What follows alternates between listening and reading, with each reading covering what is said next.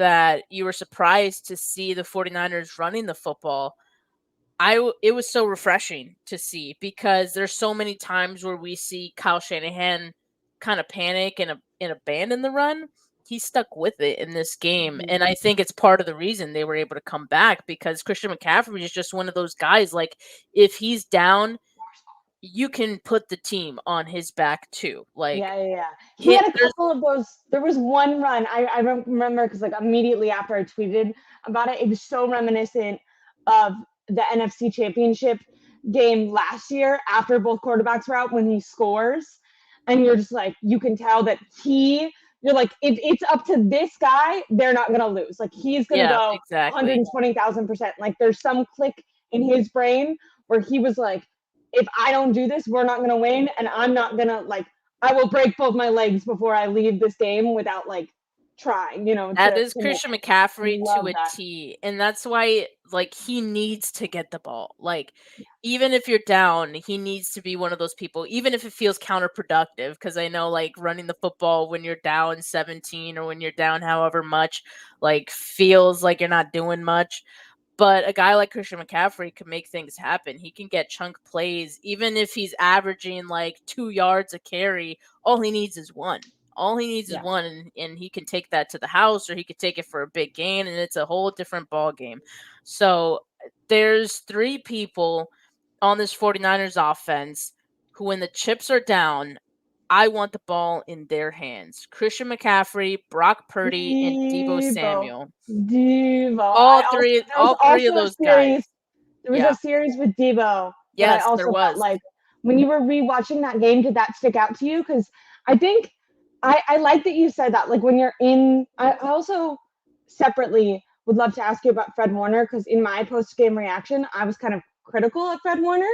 And then people were saying that Kyle Shanahan said he had like a defensive MVP level performance. And I was like, maybe there was like one bad play and I was just angry about it, because I get like that. Like, I don't see the game as it's happening. I get very emotional about it. But yeah, will you explain, maybe, did you feel a momentum shift in that series where I think they handed off to Deebo, threw the ball to Deebo. It was like 3 back-to-back plays, right? Where it was just like, I think it happened in the third quarter, because it was, I want to say it was the drive after halftime. They gave it to Deebo a couple of times, and I did feel like it was intentional, and it was to get some momentum going, because he is one of those momentum shifting players on this team. So I noticed it in real time watching it yesterday, and I noticed it, again this morning watching it. So I mean, Deebo's just one of those guys. He's like a Christian McCaffrey. He's like a Brock Purdy. They got ice in their veins when their team needs them. They're not going to go down easy. They step up. Yeah. And you need guys like that. Something that I said going into this game, why I give the 49ers the edge, and I didn't anticipate that it would be this style of game, but I kind of brought up Draymond Green, and how when the Warriors were facing the Celtics, and the Celtics were kind of like a red hot young team. This was the year that the Warriors won the championship, and they were going like similar to the Lions. They were young, but they were like spunky people. Like, it seemed like the world was kind of rooting for them and their success. Really quickly, I wanted to address a super chat. Darnell Granville says, "Great win, family. Our team stood up big time." I completely agree. I will say I feel really connected to 49er fans when stuff like this happens. I know, like, Evan, like, people get so, like, it feels like you're in it together. Don't you think so? The way that people get emotional in their freakouts and then they celebrate. Yeah, I mean, playoff football unites fan bases, right? And us 49er fans have gone through a lot of pain together, and those moments sometimes unite us, but we kind of just end up fighting on social media because we have different opinions on what went wrong and who should get blame. So it's always better when the team wins, because then right now there's really nothing to argue about. I mean, the 49ers are I winning love you so football much. games, I'm gonna playoff let you games. chat. I love you so much. I'm gonna let you take over for 2 seconds, and I'm gonna run and grab my charger, which is in the office I normally stream at, because Okay. my Hope computer said okay. it's gonna die. I'll be right back in 2 seconds. People with their Macs always have their battery to like 10% or lower. Oh, you I heard don't know if that. you can hear me, but I am so coming.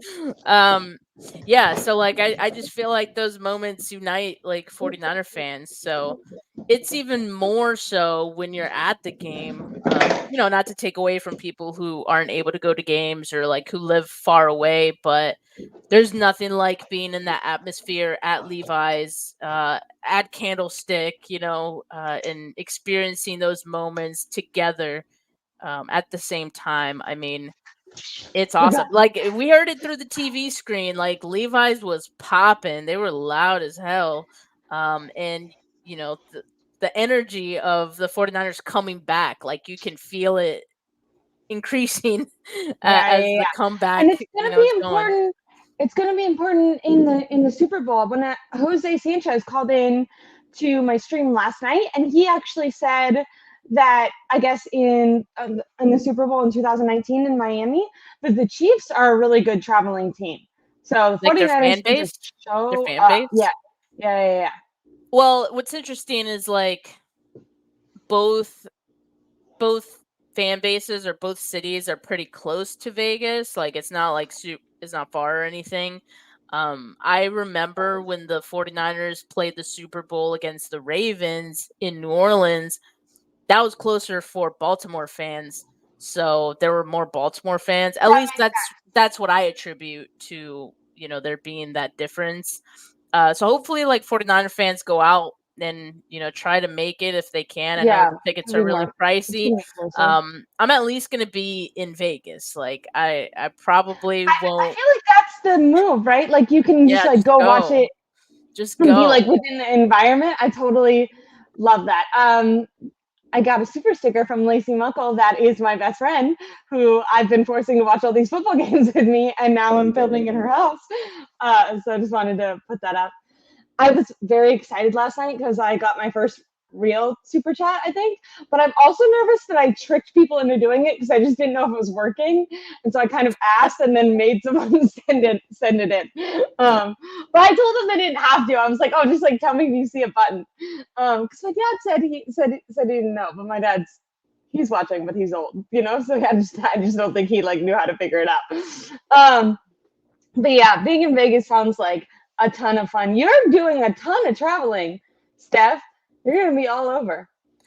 Yeah, I know. After Senior Bowl, I got a few days at home and then I'll head out to Vegas for a couple of days too. And if the 49ers win that Super Bowl, I am going to that parade. I don't care. Yeah, yeah, yeah, yeah, I'm yeah. making it out to the parade. I don't care if I'm there for like 12, 18 hours. I will be there.